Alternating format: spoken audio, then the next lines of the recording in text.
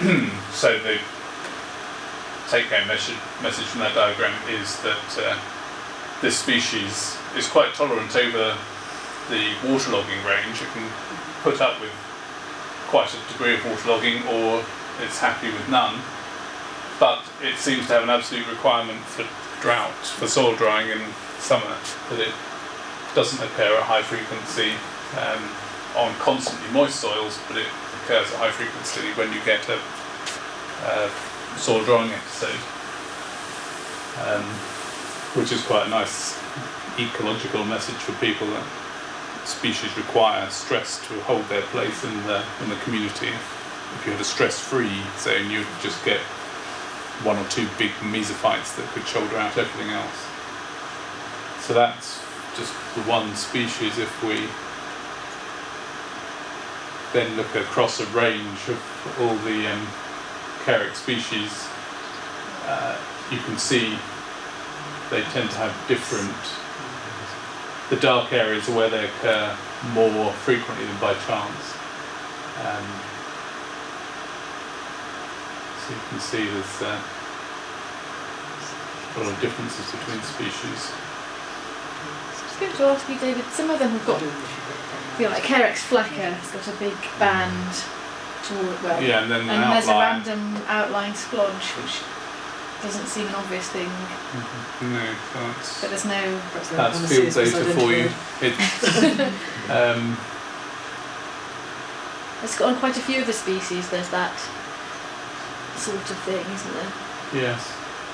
Another variable in there somewhere. Yes. Yes. Well, you've got 18 sites going to make it up, and some of those sites won't have that particular species for historic reasons. It's just never colonised that site, which will create a gap possibly in that diagram, because if that site has a lot of the hydrology sits in one area and that species just doesn't occur at that site, then you'll get discontinuity if that species occurs in the hydrology either side. But statistics, Chance, isn't it? Percentage.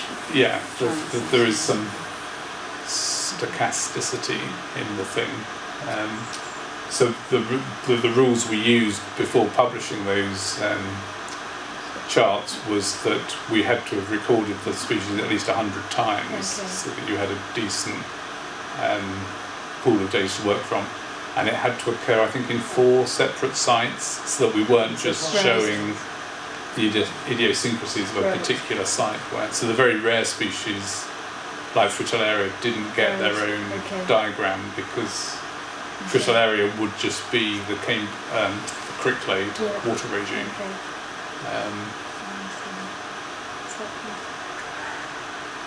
So this is a dot creation of contrasting how the buttercups. So this is another way of presenting the one you've done with your splodges, but basically tells the same story.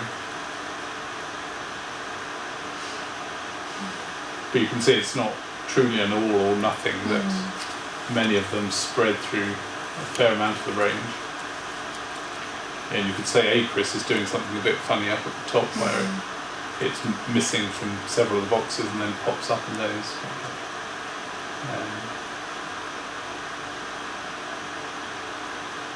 But yes, it's just site idiosyncrasies that cause that sort of thing. The diagram you've done with the 3 splodges captures the main part of the message. Yeah, but you can't use it as absolute. You can't go to a site and say, well, you'll only find this species here and that species there, because you have to look on the base. We're only dealing in probabilities. So you're saying under this hydrology, your probability of getting that species is higher than under that one. Because if you eliminate competition, most things will grow most places.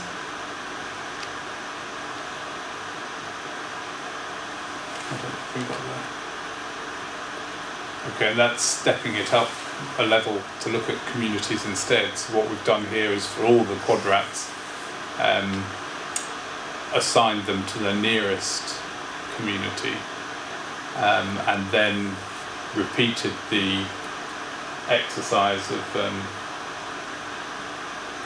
plotting it out on that scattergram.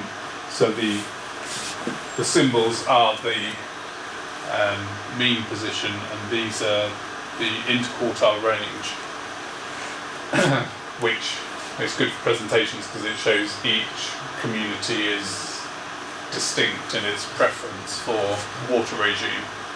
Because that's an interquartile range, so in fact you will find that community sometimes up here and sometimes over there. So the clouds do merge into each other, but the central tendency of each community is quite distinct, suggesting, so this was my answer to Lawrence's original question in this title, that the effect of water regime on plant community is overwhelming,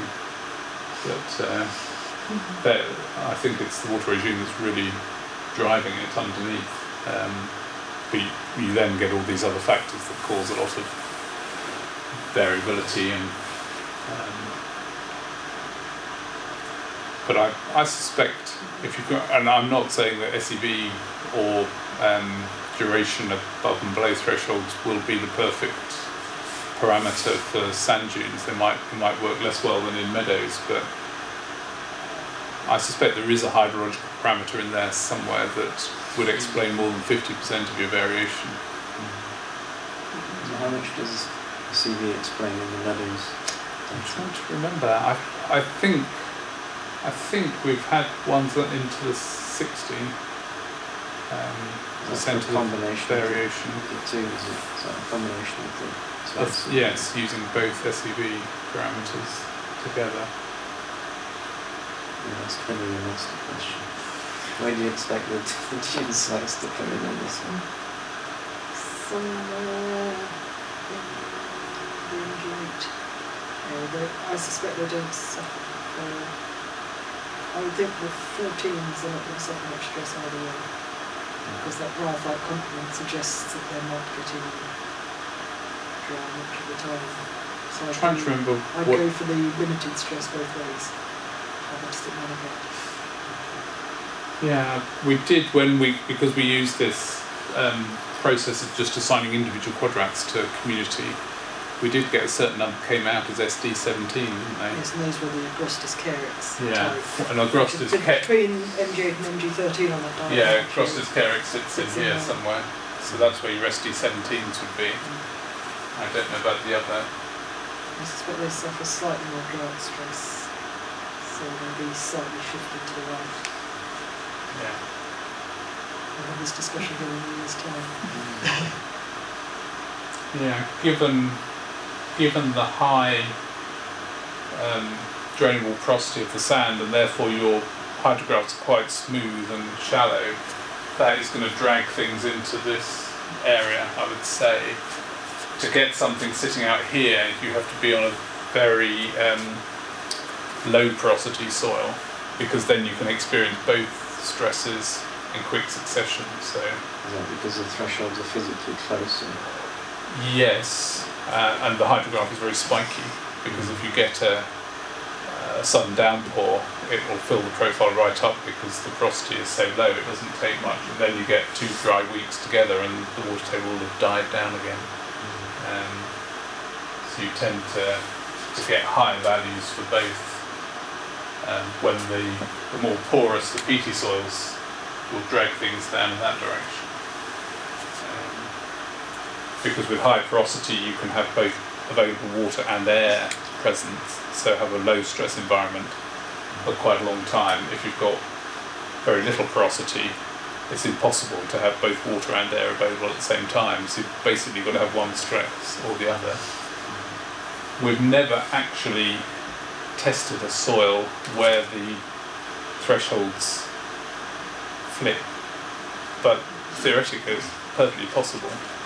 So if you get a really nasty soil that's been compacted and has very little pore space, you may actually need to put more tension on it to get it to aerate than you need to give the 5 kilopascals at the surface. So yeah, basically if you need more than 5 kilopascals of tension to aerate the top layer, it's going to be suffering both stresses at once. So then you will start to get up into this corner of the graph. But that would be such a stressful environment for plants, you wouldn't get species-rich meadow growing there, so we've never sampled it. So why not try those Bedford clay pits? Well, So yeah. Some of those do have quite a few species on the edges of those. Yeah, things like hard rush and Dischampsius esputosa. Those are the specialist species that I think can cope with having poorly aerated dry soil, which is But some of them have things like Menopyron as well. okay. Well, probably because nothing else can grow, so opportunistic annuals and things, might actually like those conditions. I was rather like having a brick wall or something that has, it potentially has both stresses, because there is no porosity, but there will be certain species. But it's just a blank in these diagrams because we've only sampled species-rich grassland.